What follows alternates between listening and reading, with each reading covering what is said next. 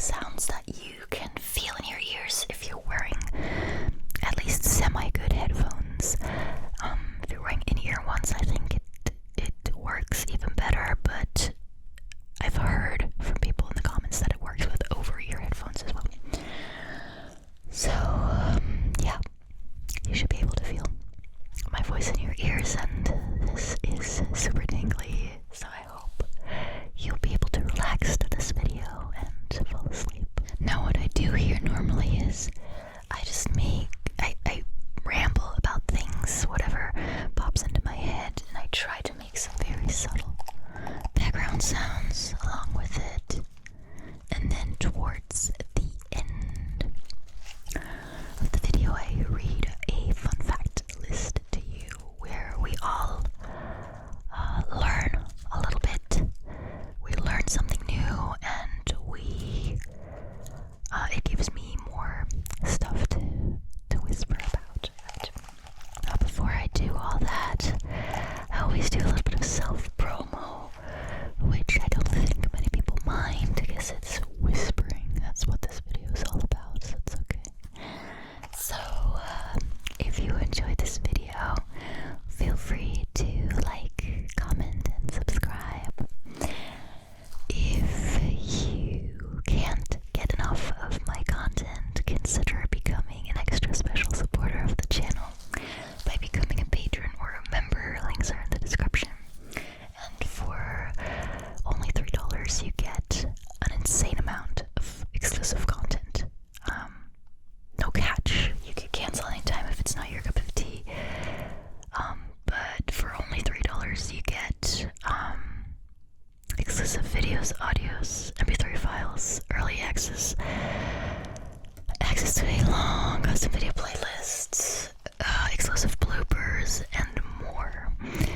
And it really helps out the channel, so thank you to everyone who's already a patron or a member. I appreciate it so much. Last bit of self-promo, if you didn't know, I have a second channel. I do fast, aggressive, chaotic, lo-fi, unscripted ASMR on there 100% of the time. And it's a lot of fun. The channel name is No Headphones ASMR, basically the perfect opposite of this channel. And a link is in the description, but you can also just look it up on YouTube. Okay, that's all the self-promo I wanted to do here. So what should I talk about? What should we talk about, you guys? I hope you all had a great summer. It's coming to an end.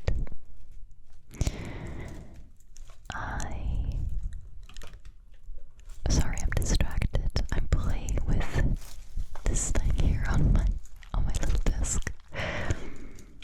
It's from a previous video. Not for this channel, for the second channel actually. I think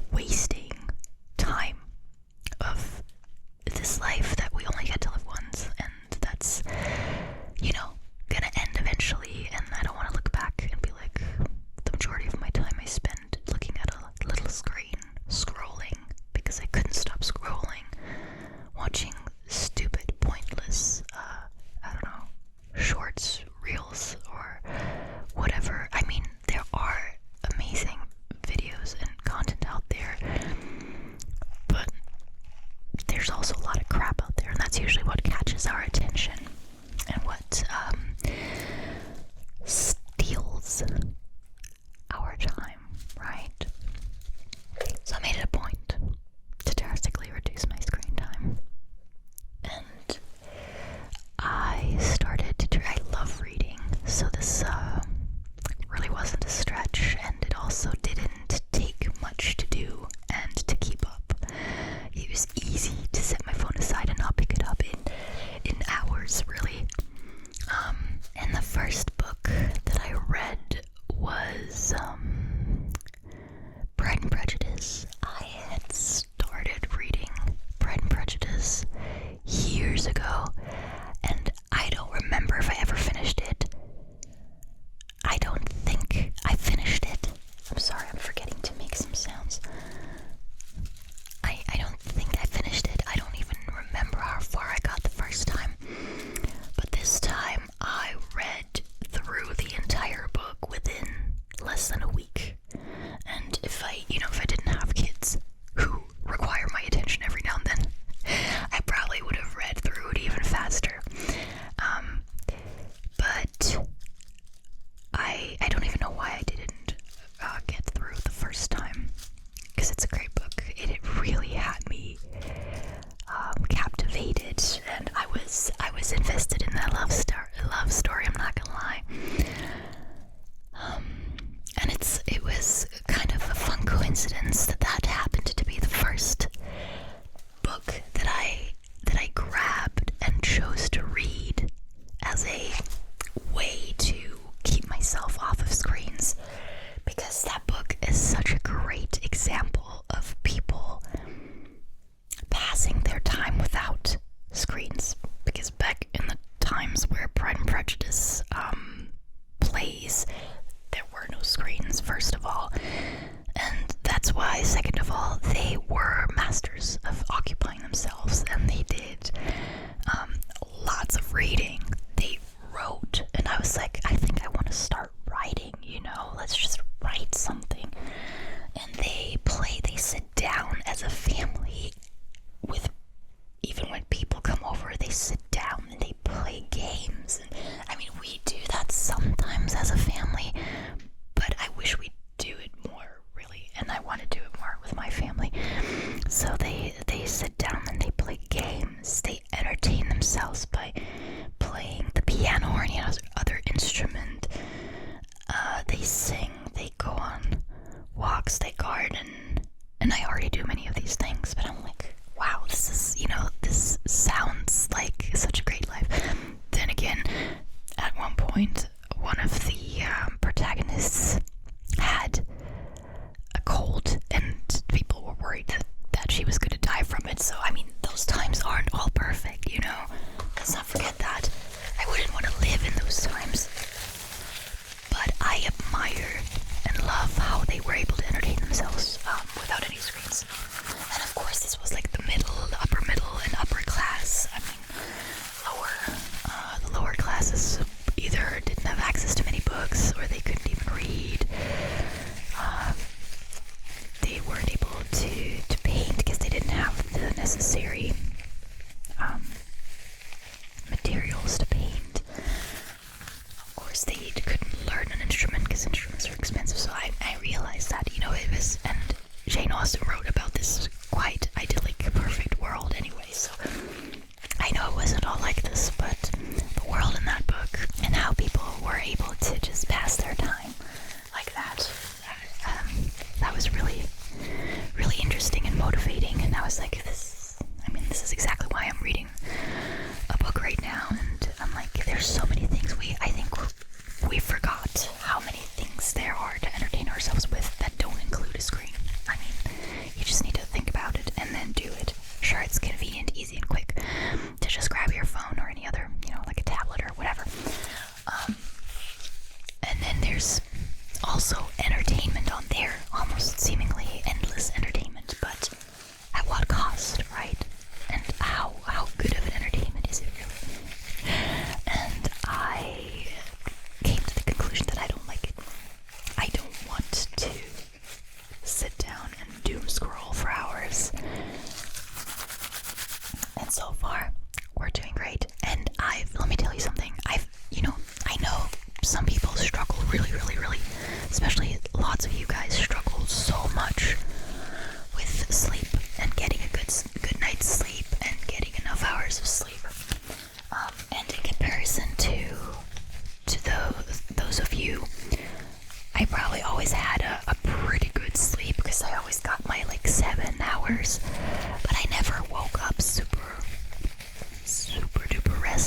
super duper rested. Always felt, I don't know, it's a little weird. And then the first thing after waking up was usually, boom, you grab your phone. It's almost like an instinct at this point. And I don't know, and then you spend like half an hour in bed, or maybe not as much, sometimes maybe even more. But then what have you done? What has that done for you? You know, just another like 30 minutes of mindless scrolling. And so, I don't know, despite those 7 hours, and I mean 7 hours is like the lower end, right? It should be like 7 to 8, with 8 being more desirable. So despite those okay 7 hours, I never felt super duper rested. Since I cut back my screen time this much, I've been sleeping not only longer, but also better. I now feel rested, not just in the morning, but still in the middle of the day, towards the end of the day. And I'm like, sure, let's do this and let's do that. And the kids are asking for something. I'm like, yeah, of course I'll do it because I have the freaking energy, right? So, fully 100% recommend this to everybody. And if you have no idea what you could do instead of looking at your screen, Google it. Use a screen to find that out, and then put away any kinds of screens, and then do it. There's seriously so many things you could do, and it's so beneficial. And I think, especially if you have kids or siblings, I think it's an amazing role model. It's an amazing way of living to show them and to kind of normalize for them, because I think especially really young kids and the current teenagers are so used, like their normal is looking at a screen 90% of the time, and I find it kind of sad that is normal, and you can't even really fully judge them for it, right? Because they grew up like this. I mean, if anything, you could maybe judge their parents who didn't enforce less screen time, but it's really not that much the kid's fault, right? So I think it's great to show them that there's an alternative, and that alternative is so much better. So, wow, I didn't think I was going to talk about this. I didn't think I was going to talk about it for so long. Anyway, my summer's been lots of reading. Some fun trips with my family to like museums and other things, fun stuff. And playing games. Really. If you have kids, you automatically play more. But I'm gonna make an effort to play even more, because there's so many great games for adults too, right? Like, and we have quite a few in our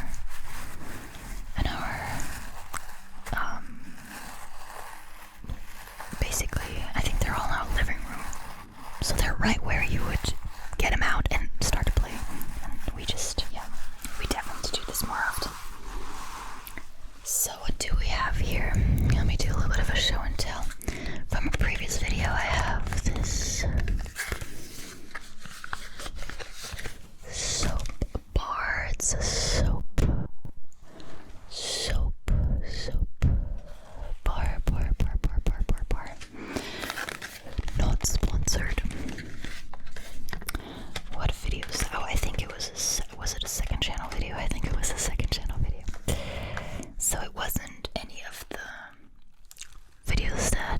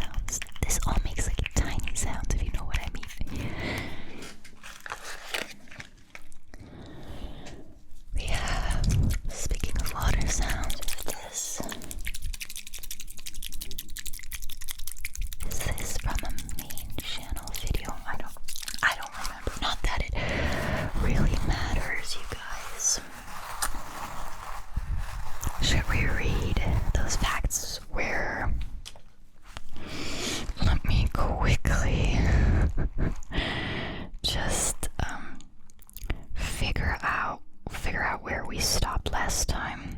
Oh, the ice cream thingy. No. Oh no, wait. Oh damn. Okay, it didn't save where I last stopped, so now I have to trust my memory. Okay, wait a second.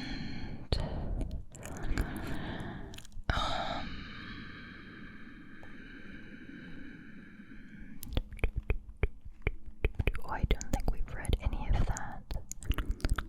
Oh, I think that we read that cows don't have upper front teeth.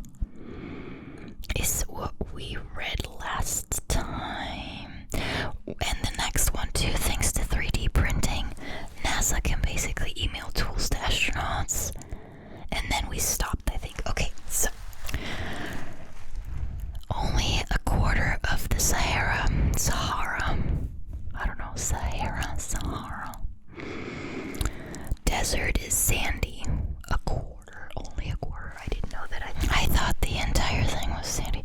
Most of it is covered in gravel, though it also contains mountains and oases. And here's another geography fact about the Sahara that everyone gets wrong. It isn't the world's largest desert. Antarctica is. I actually knew that. Because desert just means that it's a very dry place. Dry as in it hardly ever rains. And it hardly ever does rain in Antarctica. Although there's snow and ice, and you'd be like, well, it's not dry there. But yeah, it's about the precipitation. So, I knew that one. But I didn't know that only a quarter of the Sahara Desert was covered in sand. That's interesting. Fact: bananas grow upside down. Or technically we peel and eat them upside down. Naturally they grow outward from their stems, but that means their bottoms actually face the sky. As they get bigger, the fruits turn toward the sun, forming that distinctive curve. Don't many apes eat bananas that way, and only us humans eat them the wrong way? We use that bigger stem-like part. That's where we usually break open a banana, and that works most of the time. So, who's gonna say it's the wrong or right way? But a lot of times it also fails, depending on how ripe the banana is. And then you just end up just twisting and bending it and nothing happens. And I think I once heard or saw that apes open a banana from the other side, and that always works. So now whenever I can't open a banana our human way, I open it the ape way, which technically we're also apes, but let's not go there right now. You know what I mean. Fact: there were active volcanoes on the moon when dinosaurs were alive. I had no idea. It makes sense the way where those craters come from otherwise, right? I mean, no, wait. From meteorites and stuff like that hitting the moon, right? This is one of the strangest moon facts ever. There used to be volcanoes on the moon. So does the moon have a molten lava core? The dark spots on the moon, which looked like seas to ancient astronomers, are actually craters that were filled in with lava. Most of the moon volcanoes were thought to have stopped erupting about 1 billion years ago, but recent findings suggest they might still have been active 120 million years ago, when dinosaurs were still roaming the Earth in the Cretaceous period. That must have looked super strange, because I assume you were able to see that eruption from Earth. At least probably the cloud of ashes and dust coming from it. So that must have been super. I mean, not that the dinosaurs would have been able to acknowledge that, but if we'd been alive, or if this happened today, we'd be probably in awe and a little bit frightened, rightfully so, I guess, to see this. But yeah, okay, I guess the moon at some point had a molten core, and now it's just cooled down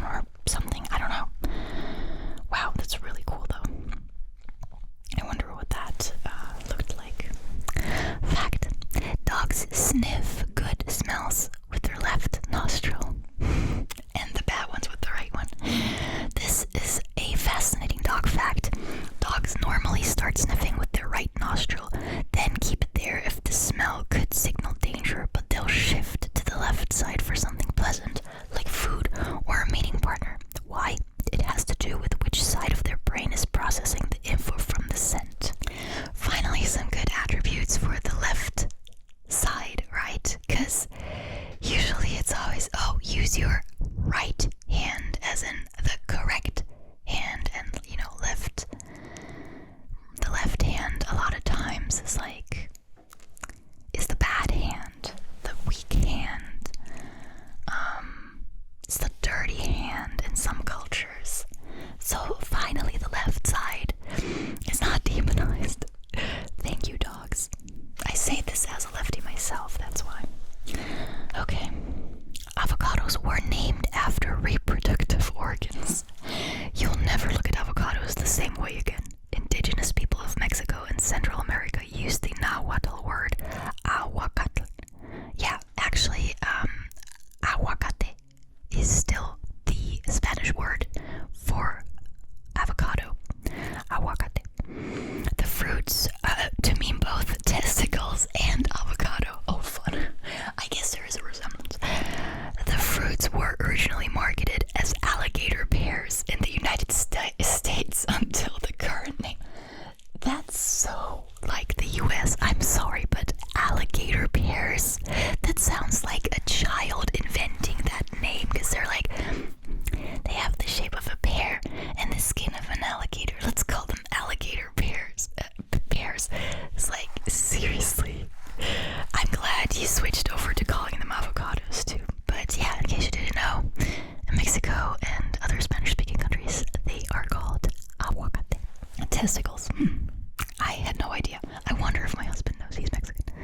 I gotta ask him. I actually don't think he knows. Okay, final fact for today. T.S. Eliot wore green makeup. I don't know what that is. Even his fellow writers commented on the strange appearance. No one is sure why Eliot dusted his face with green powder, though some guess he was just trying to look more interesting. Oh, those poets and artists, right? I wonder what that green stuff was, because it could have been, chalk? But to me it sounds like it was automatically something poisonous, probably. And especially considering that people back in the day, but much more back in the day, when they put on makeup, they always put on really toxic stuff on their skin, because back then they didn't know and it wasn't regulated and blah blah blah. So that makes me think that stuff he put on his face, whatever it was probably a little bit toxic as well. I wonder how old he got. Anyway, I have never heard of him, of that poet. Should I have? Is that a big gap in my general knowledge? Probably. Anyway, I hope you enjoyed this video. I hope you enjoyed the close-up whispering and that it gave you lots of tingles and helped you relax. I have a whole playlist of these videos. I'll link it on the screen. It might already have popped up, I don't know. And as always, thank you so much for watching. I hope to see my next video.